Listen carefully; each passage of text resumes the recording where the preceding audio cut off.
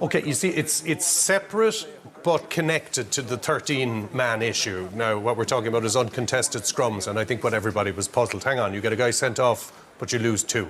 How can that happen? You've explored the origins of it for us. Yeah, look, I mean, the whole thing around the uncontested scrums is a different element. Basically, about 6 or 7 years ago, there was a plethora of uncontested scrums in the Pro D2 and the top 14 in France, where all of a sudden a team might lose 2 tight head props, and it always seemed to happen against opposition who were way stronger in the scrum. It sort of put the focus on the medics in that they were saying, well, look, this player isn't fit to continue.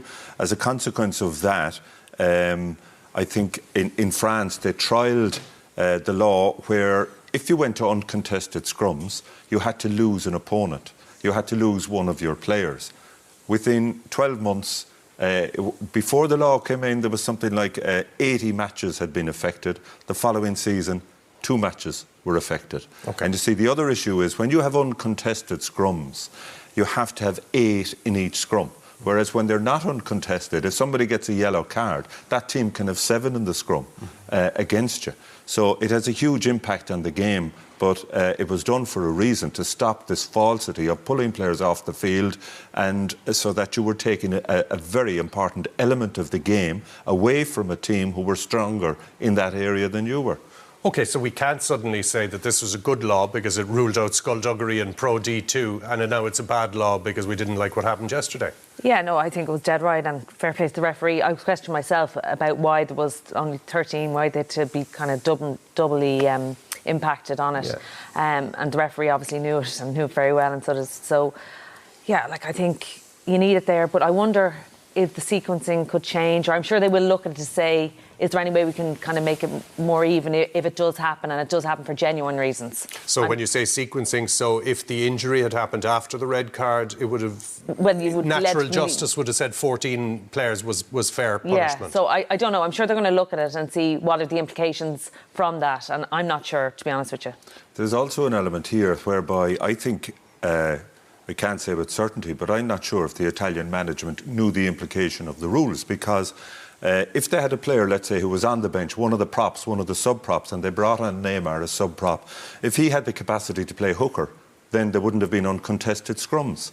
And in fact... But he has to be nominated as having that capacity in the team sheet, or how does that work? No, there was a suggestion that that shouldn't be the case, but again, there seems to be a grey area here, because you do in your team sheet, you have to nominate 16 is hooker, 17 is loose head replacement, 18 is tight head replacement. But there's nothing on the team sheet that has to say, well, maybe that reserve tight head is also happy playing loose head. You don't nominate that in advance. And I think Italy got that wrong, because there was a discussion at half-time as the Italian captain, Lamara, was coming off. He asked the referee, if one of our players is happy to play hooker, can we go back to contested scrums? The referee initially said yes, but he was sort of, the 2 touch judges said, no, you can't, it's too late at this stage. I think had the Italians been aware, and you look at Neymar, I can't say whether he ever played hooker or not. He's Argentine origin. His throwing was outstanding. He can, yeah, he was throwing. I don't think they lost the line when he came on. So therefore, that was a technicality you think that may have exposed and we've Italy. Often seen, let's say, you have players who play in the back row who might have started their careers as a hooker. So therefore, like, they don't nominate that in advance, but I've seen loads of professional games where the number 6 goes in at hooker. Yes. And I think if Italy were aware of that, and if Neymar could have played hooker, then you wouldn't have gone to uncontested scrums. Yeah, and the law is there for a reason, as Donal pointed out. Before that, there was skullduggery happening in the game, and we want to keep, well, I certainly want to keep the power of the scrum sacrosanct, and teams not being able to pull a stroke didn't help.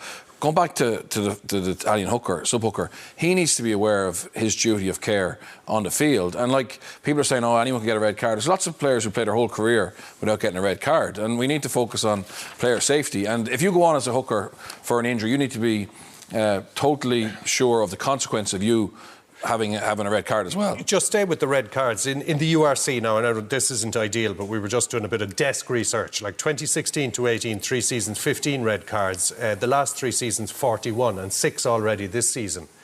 Now, so the red card has become something that everybody has to accept is, OK, it's not a probability in a game, but it's a probability in a series of games. It's become more common because there's a bigger clampdown on player safety. There's better angles for the TMO to actually see exactly where it's all about head injury, isn't it? Head injury, yeah, and we want to make the game safer. So, any young kids or parents watching that game, they see that impact in slow motion on Sheen. They're going, is rugby really the game for my son? So anyone who feels sorry for Five saying that, look, he was in the moment and there was no dirt there is missing the point. Missing the point, absolutely. Look, players need to change their behaviours. There's a tackle point, okay, tackle below that. I know they want to stop the offload, but sometimes, like, that lack of attention to detail in your tackle technique leads to a red card, punishes your team. And has to. Red cards should always be part of the sport.